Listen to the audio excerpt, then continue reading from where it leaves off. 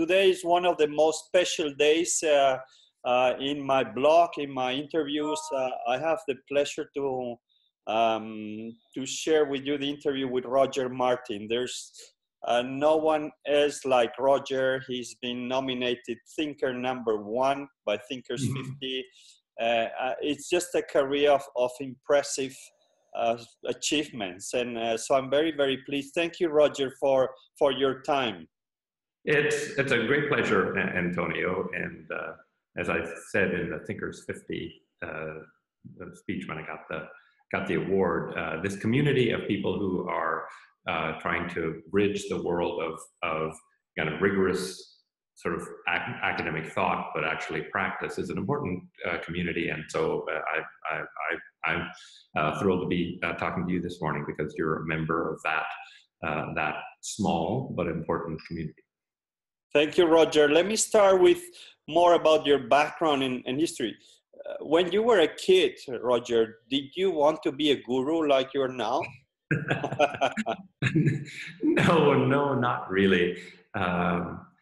I guess what I did know is that I loved business. My father was an entrepreneur. He started a company from scratch when I was 2, so before I had any sort of cognizance of anything. So I grew up at the feet of an entrepreneur who had all the struggles that entrepreneurs had. A couple of times his business almost went out of business when I was growing up, and we went through crises, but he was totally dedicated to serving his customers and having a great product. This was animal feed manufacturing out in the countryside. And so I think I grew a love for business, how it operated, how to think about customers and employees and your community. We were became the biggest employer in a tiny community. So I understood the importance of the enterprise, Wallenstein Feed and Supply Limited, to the community. So I think it was more those things I knew I wanted to, if you will, express my life through that medium.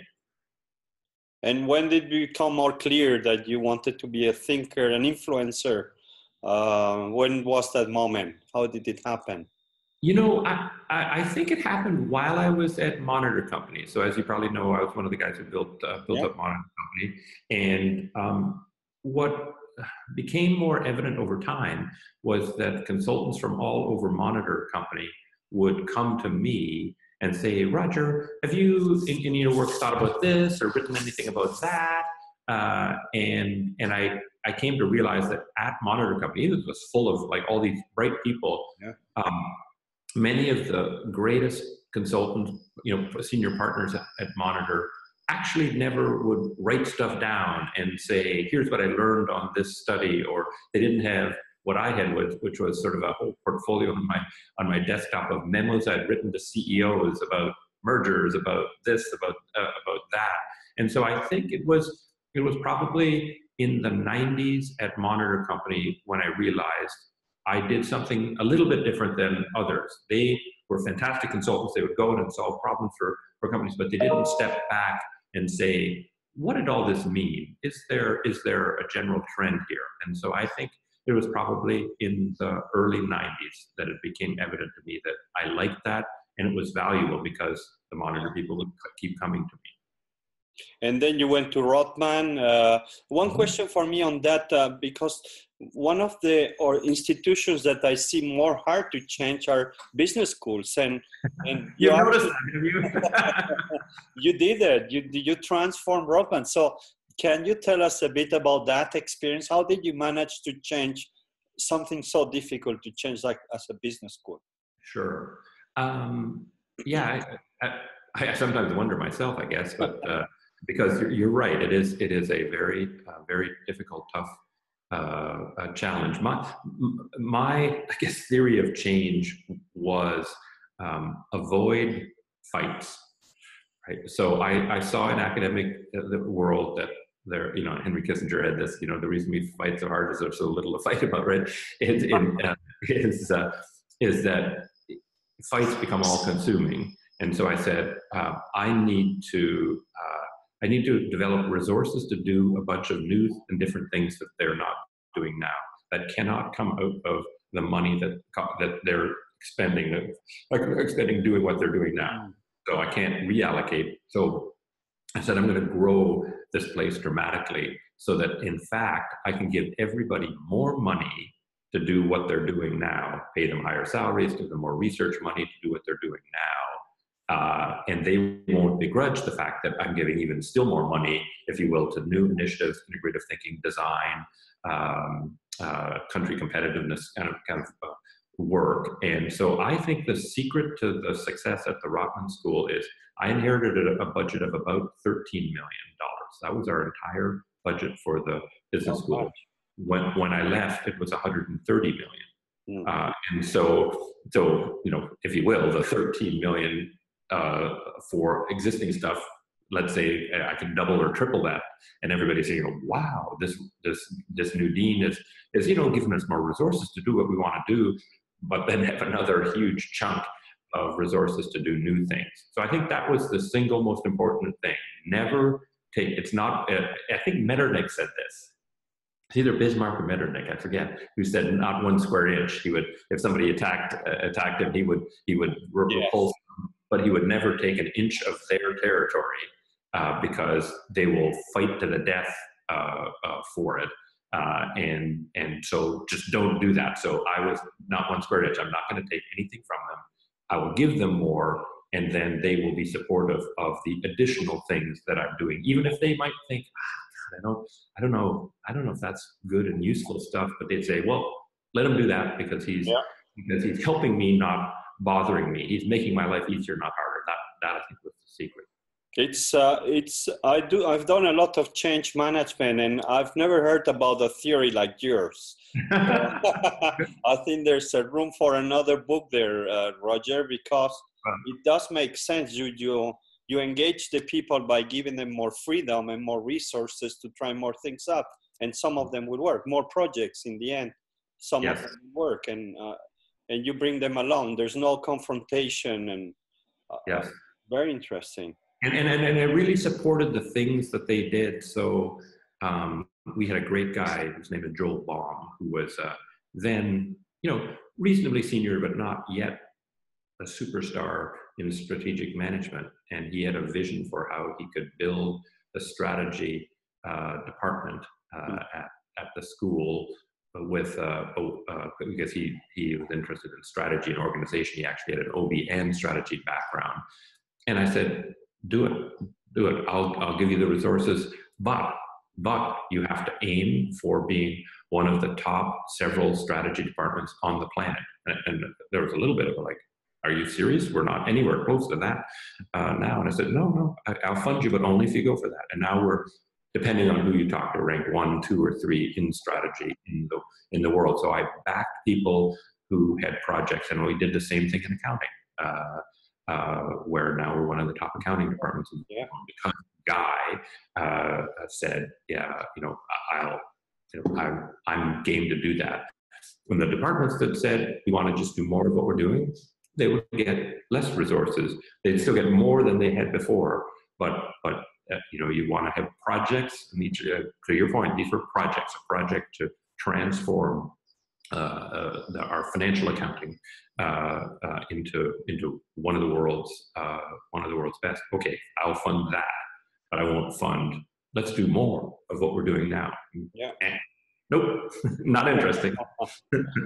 I love it, and I think it's in line with what we're thinking now, that you're acting as an executive sponsor, and you're supportive of the people, not just by resources, by the brainstorming, by the stretching of their mind and making ambitious goals. So I think it's a great example. Yeah. Roger, one question quickly, which is clearing the path. One thing is just clearing, like, you know, I think of this as like American football, you know, the return team. You got these guys out in front of the fast guys at the back to kind of clear the way. There's like, let's make sure there's not a lot of people bugging Joel, you know, annoying him, whatever, while he's doing this. And you know, for example, if we don't actually have in the plan for whatever 2003 hiring of a full professor in strategic management. We've only got an assistant professor sloth that we're recruiting for. And then a full professor comes by and says, boy, I love what you're doing. Let's hire him. Rather than saying, oh, Joel, you've got to go back to the committee to get this upgraded. And the university is going to say, well, we didn't have a slot for that. I just said, hire him. I'll figure out all that other stuff. You've been able to attract this awesome full professor in exactly the area you want. We're going to pass and hope another one shows up 2 years from now. No, these are episodic. They come, they go. Yeah. You grab them now, or they end up settling down at Kellogg, moving their family to Kellogg. Do you think we can recruit them 2 years later?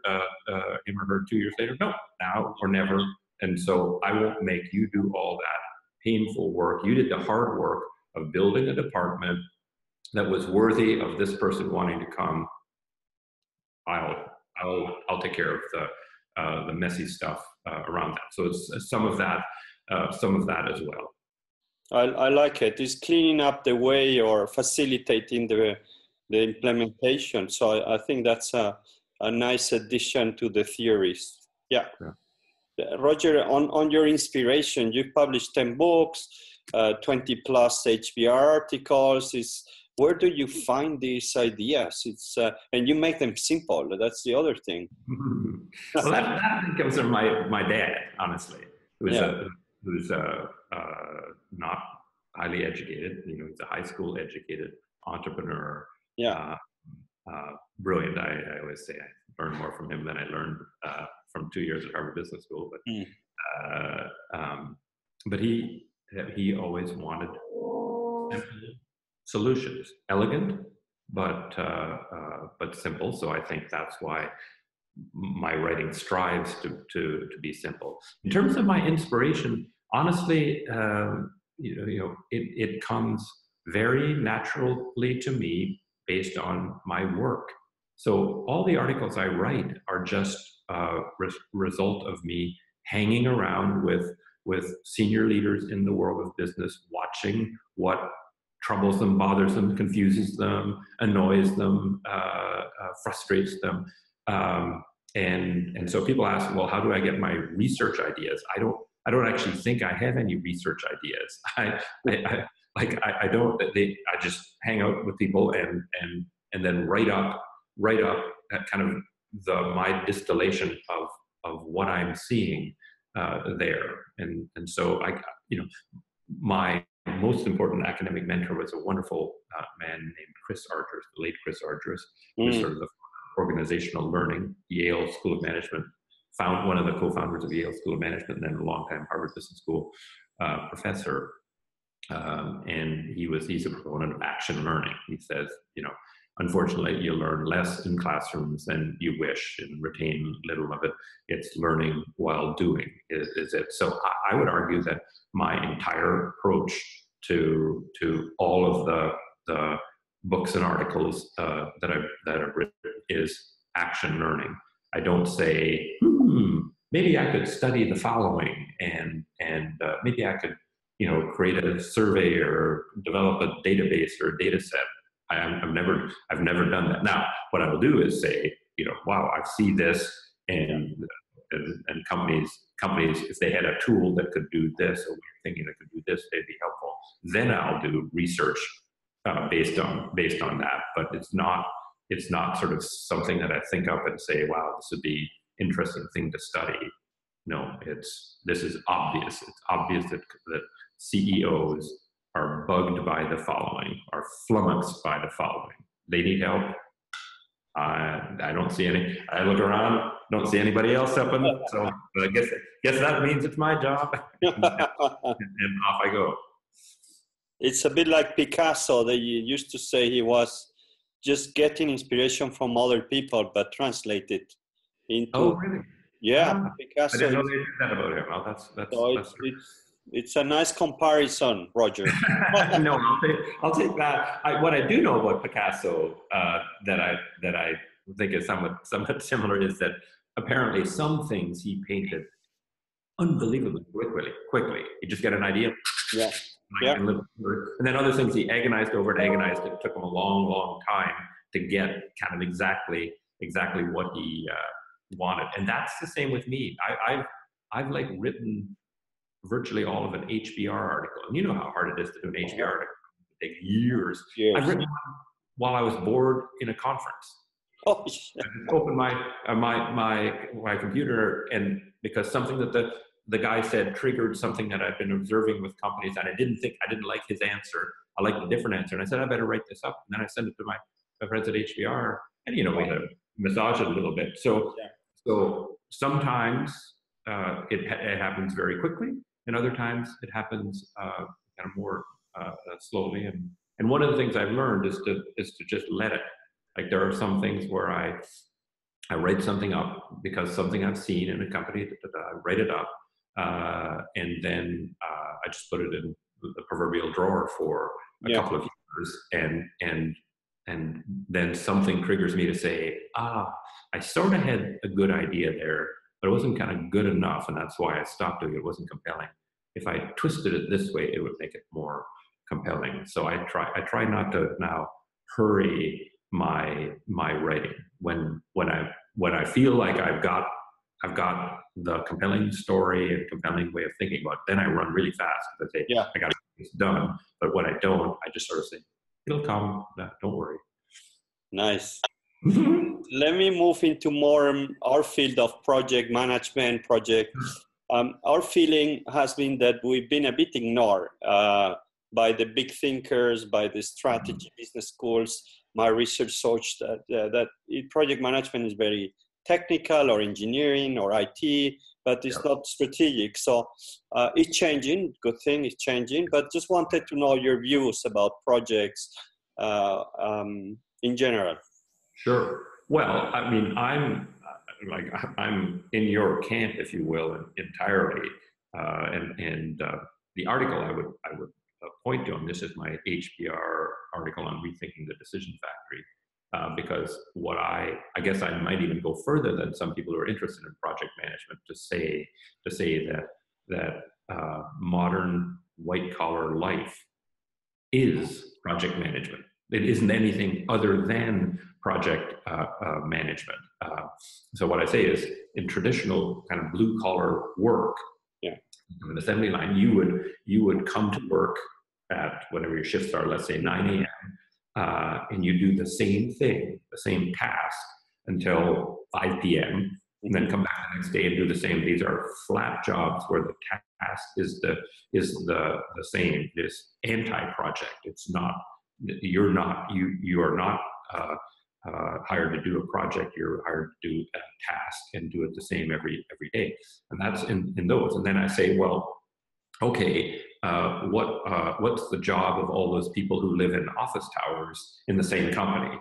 So I work a lot at Procter Gamble, right? And so we've got plants making Pampers and plants making Head and Shoulders, plants making Tide and Ariel, and all those. So you've got all those plants, but then we have a bunch of office towers too, all over the world. What do those people manufacture? And what I say, well, they manufacture decisions, right? Every day they come into work and assemble decisions, right? And so each person has a job of manufacturing something. It's just a different thing. And then I ask the question, do those decisions that they're manufacturing, are they the same ones every week? They come into work, they come to the desk, they open their computer and manufacture the same decision? No, hell no. It's if they're a brand manager, it's, we have this thing called a relaunch of our product. Well, what structure does that have? Well, actually, it's something that didn't exist. You didn't do any work on it whatsoever. Then you decided that you needed to do work on it. Then it became all consuming, right? For maybe months, and then you stopped doing it completely. It was done, and you were on to other things. So unlike in the manufacturing plant or the service operation, they're the same. Whether it's a bank branch or a Pampers line, it's the same thing. It's flat. In the decision factory, in those office towers, it's all curves of up and down. And in fact, the tricky thing for that world is mainly that these things compound on one another. if you only have the product relaunch underway, that's great. But if you have a quality image problem in Turkey, and you're the global brand manager of Pampers, that's another project, and hopefully it'll go away too when you're done with it. And so what my view on project management is, one of the reasons why a person like you observing project management says it's done badly, is because we've structured those jobs as if they're flat jobs. Yes. They don't exist as a flat job. There might be a 10% or 5% portion of the job of everybody who lives in one of those towers that's flat. You know, every Monday morning from 8 to 9, you have a meeting that does X. Okay, fair enough. But at least 80% and probably closer to 95% are an amalgam of projects. But instead of thinking, my life is projects, the average person living in one of those buildings thinks my life is this regular job, and then I have these damn projects, and they get in the way of my regular job, and so they get short shrift, they get put off, they get mismanaged, they don't have thought of that. And so my advocacy vis-a-vis projects is that the entire decision factory should be thought of as nothing but projects. Projects, and more projects. And managers should organize their life around projects. And I think, and maybe it's because I used to live in a professional service firm, exactly. They should look more like professional service firms. And like, I would argue that Procter Gamble, it's got 10 business units, baby care, hair care, blah, blah, blah, 10. They should have 10 presidents, and they have a flat jobs in a certain degree, running that. And I would, rather than say you've got a brand manager on Tide and a brand and all these systems, blah, blah, blah, all that, just say you got a job, and you've got if you're laundry, if they're biggest business, you have a $2 billion white collar budget. You have no people, but assistant brand managers charge out at X thousand a month. Brand managers do X thousand, and there's a pool there, and you can buy for the projects that are coming down the pipe for you in this year. You can buy however much of that you want. And so you are the meta project manager. You have in laundry, you have 500 projects going on at any given time. This in this country and whatever. And you think of them as, and you buy. You say, oh well, I think this project. I need a project manager, a project leader.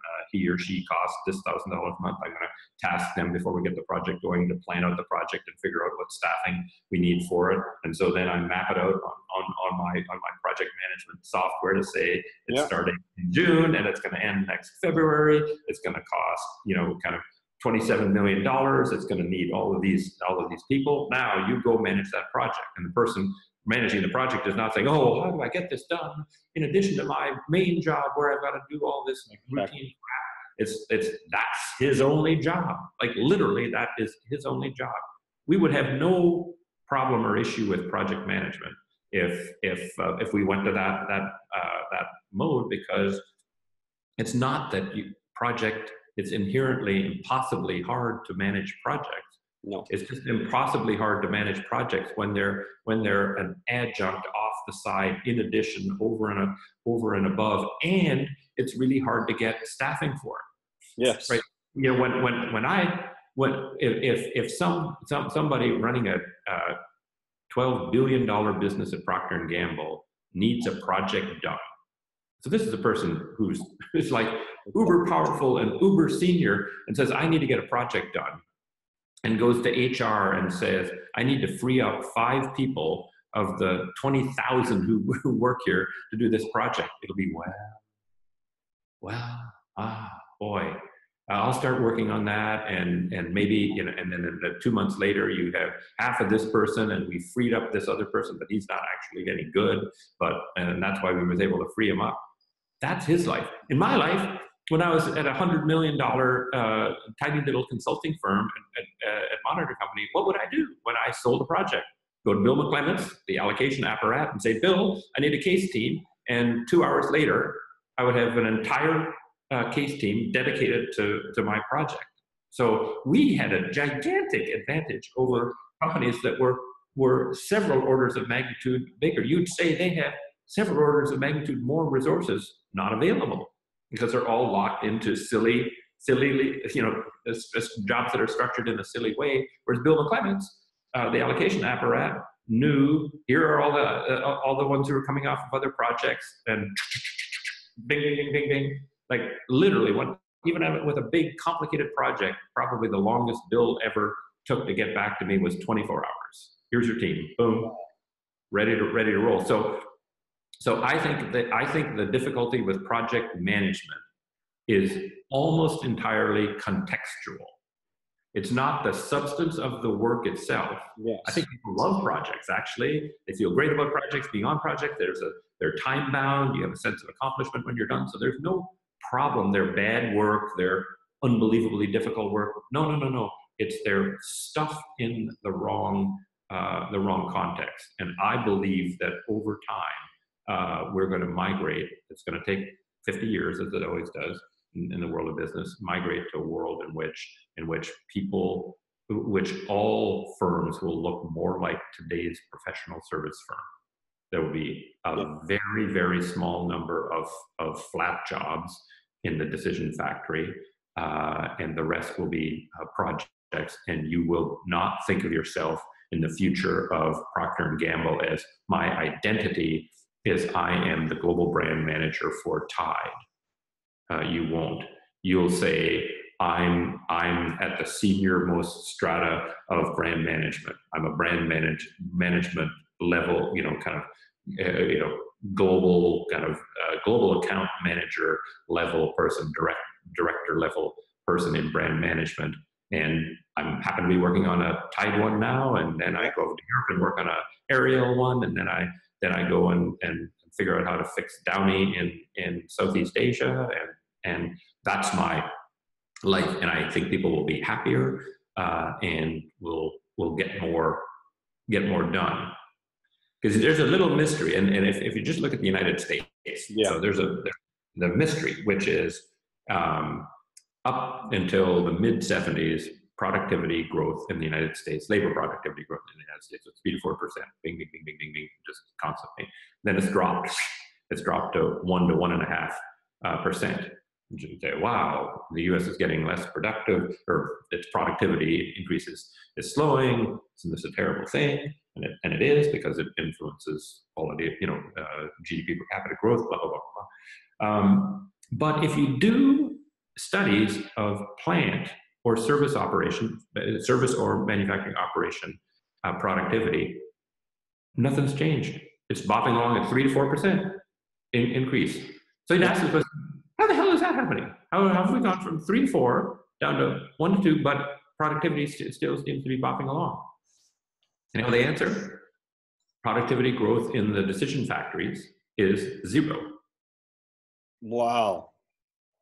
There's no productivity growth in those because they're doing things kind of grotesquely inefficiently. They're creating flat jobs where we should have jobs that look like that. And if we manage everything as projects, and not to give too much love to professional service firms, but who's grown like crazy in the last 30 years? True. Like Accenture, I always like Accenture because Accenture was created in a Monitor study. One of the first few years study was a study for Arthur Andersen and Company about what to do after auditing. And we helped them create what was then known as the systems integration practice of Arthur Andersen and Company, which then became Andersen Consulting, which became Accenture. So that was a study, and I forget if it was 85 or 86. Let's say 85. So it's only been a figment of anybody's imagination for 30-ish years. And how big is it now? I think last time I checked, about $50 billion company. Incredible. That's incredible growth, right? That's incredible growth. Deloitte is a $35 billion, maybe it's even $40 billion company now. McKinsey is approaching $10 billion company. So the companies that have organized white collar work, because they're pretty much all kind of white collar work. I would argue that the companies that have organized white collar work around projects are winning.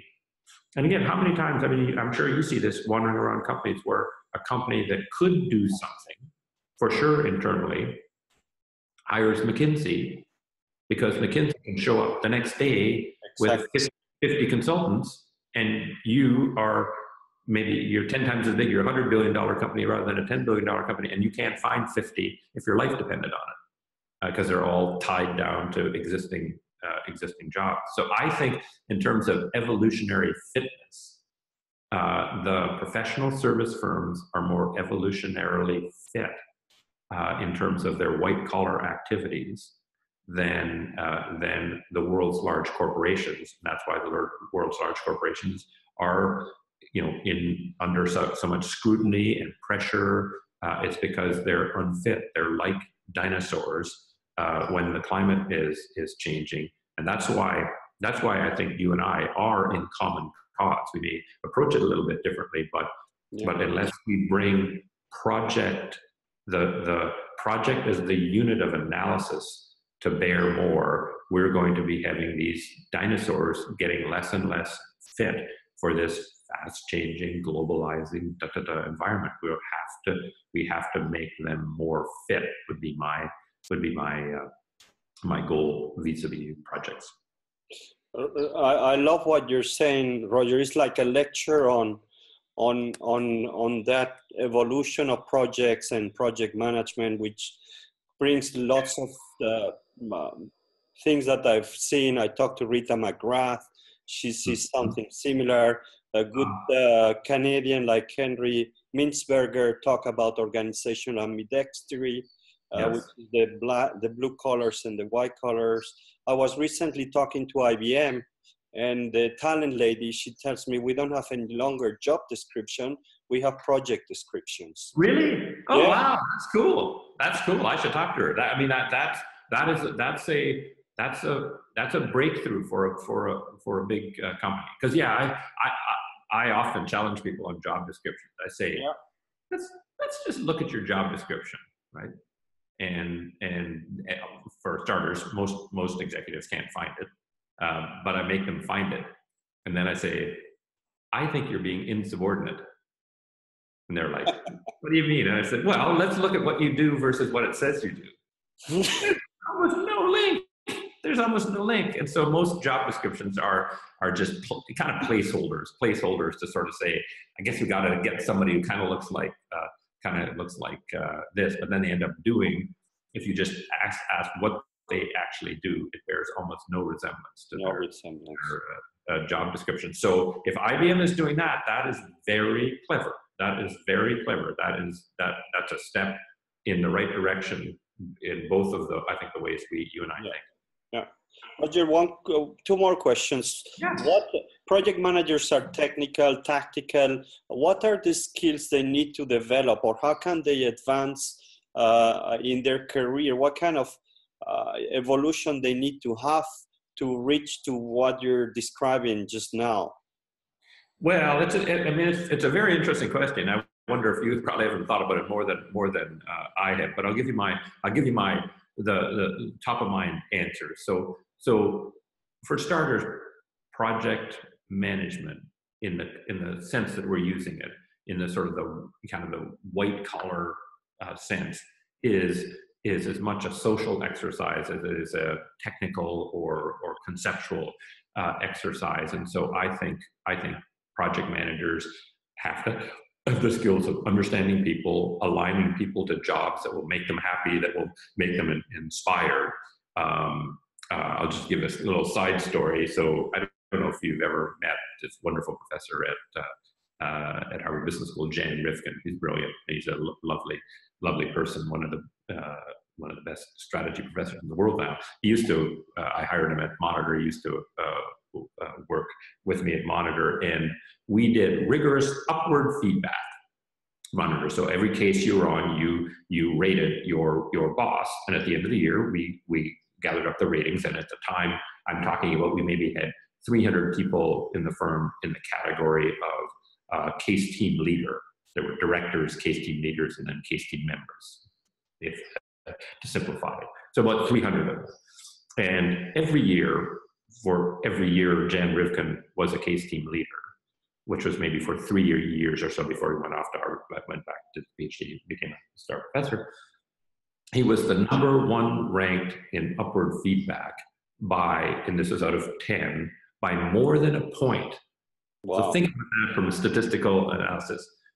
You got 300, and there's one guy who's more than a point higher on a 10-point scale. Like it was crazy. And so I because this is the way my mind works, right? I say, I got to figure out the magic sauce here. And so I went around and interviewed all the people who worked for Jan Rivkin to figure out what he did differently than the other case team leaders that caused him to be so highly rated.